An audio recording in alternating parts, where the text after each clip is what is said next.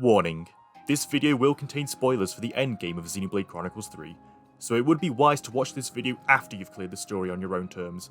If you don't care about spoilers, then watch away. Hey, how's it going everybody? I hope you're all good. This is Peter Gargan speaking, and I've recently beaten the story for Xenoblade Chronicles 3 a month after release, after clocking in almost 100 hours, and I figured I'd take this as an opportunity to reflect on my experiences. This won't be a full-on review, as I still have a lot left to do in terms of clearing all the side content, but I might as well talk about my initial thoughts.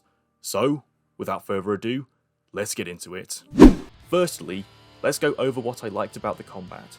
Like I was saying from my pre-release impressions video, Xenoblade 3 has pretty much combined the best of what each game in the series had to offer previously into one package in a manner that hopefully satisfied the most people, as naturally, we're all going to have our personal preferences over which design choices we prefer as they differ from each game.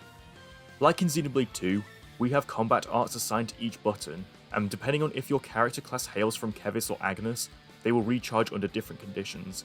For Kevis arts, you'll have to wait a varying amount of seconds regardless of whether you're attacking, much like the original Xenoblade Chronicles, while Agnes arts recharge through auto attacks and cancelling arts into each other much like Xenoblade 2.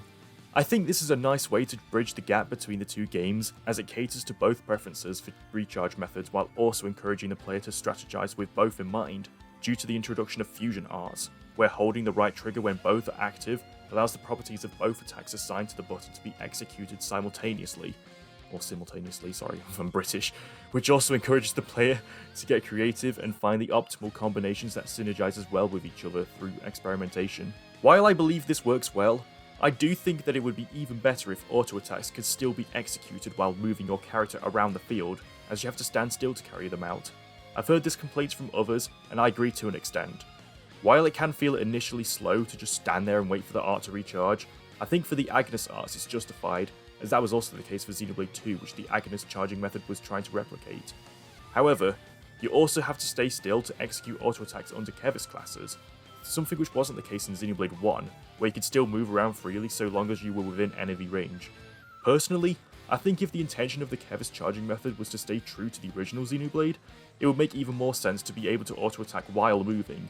That way you're still waiting for the arts to recharge the natural way, but it also doesn't feel as slow paced compared to just standing still, such as when you're using arts with positional bonuses like edge thrust. To be fair, it could create an imbalance if it also applies to Agnes arts, so that's why I'm thinking that for a compromise, Agnes arts won't recharge if you auto attack while moving. They should only recharge if you auto attack while stationary. That way you're given the option to strategize which arts you want to prioritize recharging, something which will also be important to keep in mind as you level up and unlock more slots for fusion arts later on down the line, and hopefully this would have been executed in a way that doesn't make it too confusing. Combat aside, there have been plenty of other quality of life improvements that have been added on top of what was already applied to the series beforehand. As an example, the way gem crafting works has been simplified. Each level of gem that can be made is now a one-time permanent deal, meaning you don't have to gather separate materials for each slot you want to apply it to, which makes it much less of a hassle, especially when they are useful to more than one class. Side quests that require collecting certain materials are now accessible through the menu without having to talk to NPCs, and you can just simply register it complete by choice once you have the necessary goods, or for some of them just spend Noppoint cons on. Speaking of which, this form of currency can give you plenty of shortcuts in gameplay, such as using them for the aforementioned gems instead of grinding for materials, or cooking stat-enhancing meals that you're missing that one extra ingredient at the time, or leveling up the class ranks. If it's something that requires some form of grinding, there's a high chance that Noppoint coins can give you that shortcut.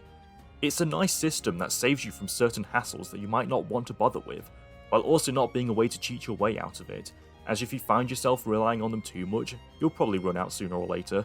It's also a good way of encouraging the player to actually spend them and put them to good use, as they are given to you more frequently than you'd initially think throughout the game, whether it's through completing side quests, opening the various containers dotted around the world, or defeating unique monsters.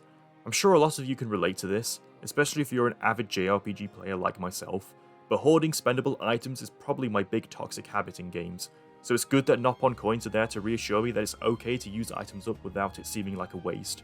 On the other hand, I do wish that the maximum capacity of each coin type was higher than 99, as that would save myself from having multiple grinding sessions when I need them in large quantities, especially for the gold ones, where getting the maximum level of each gem requires 99. The side quests themselves actually felt like the most fulfilling ones in the entire series to complete, as there were more enticing rewards that go with them, and I always felt like there was something new that enhanced my experience with the game each time. Whether this comes in the form of unlocking new hero party members with classes to inherit, or increasing the level cap of said classes, to increasing colony affinity to enhance field exploration in many ways, they always feel worth doing. Out of all the Xenoblade games I've played to this point, 3 was the one that made me care about doing the side content the most, and as a result, it's the one I'm most enthusiastic about completing 100%. Now let's get into the part that most of you were probably waiting for, and that's the story itself. While I may have to play through the entire thing a second time to discover little details I initially didn't pick up on, or have gained a whole new meaning with newfound knowledge like what's happened with the previous games, I still took away a lot from my initial playthrough. During the early game, the central theme comes across as an anti-war story, something which has definitely been done a lot before, but 1, I don't think it's a bad thing that we've seen themes like this before, as it depends on how well it's executed, which I think Xenoblade 3 successfully does by the way, and 2, as you progress later on in the game, it becomes apparent that there is much more to it than that. Throughout the twists and turns, the message develops into a story about how humanity finds itself stuck in a stagnant loop, unwilling to change the narrative out of fear of pursuing an unknown future. Based on my interpretation, this resonated with me on quite a personal level by the end of it, as I myself have fallen under that trap of staying stuck in my comfort zone, out of fear that making dramatic changes will only worsen things and leave me even more lost than I was before. But Xenoblade 3's story seems to have the intention of teaching us that it's okay to not know what the future has in store for us. As long as we're willing to avoid staying stagnant and learn to keep moving forward, it can only present us with newfound opportunities so long as we're open to embracing that uncertainty, and not to give in to that fear.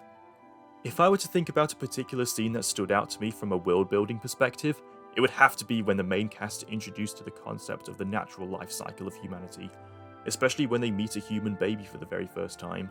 Each of their reactions to feeling its warmth are incredibly pure and wholesome, especially when it comes to Taion, and you almost feel a sense of pity that they couldn't experience their own lives in this manner, motivating you to support their journey to fight for a more natural circle of life for their world. And let's face it, babies are always cute. Overall, my initial playthrough of Xenoblade Chronicles 3 has been a pleasurable experience, and while I think it's still a bit early for me to determine whether I think it's the best in the series so far, I can totally see why many others are currently having that sentiment. It essentially stomps out some of the aspects of the previous games that felt like a bit of a drag, while still telling an engaging story like what we've come to expect, and I can't wait to continue playing it for another 100 or so hours and beyond to truly experience everything it has to offer. And that's not even mentioning the upcoming DLC which, given Monolith Soft's track record in that department, will be worth the wait. Anyway, that just about does it for this video. I hope you've enjoyed it. Let me know what you think about Xenoblade 3 in the comments. Do you share any of my sentiments? I'd love to hear what you have to say. So let's get a discussion going. Thank you so much for watching, and until next time, see you later.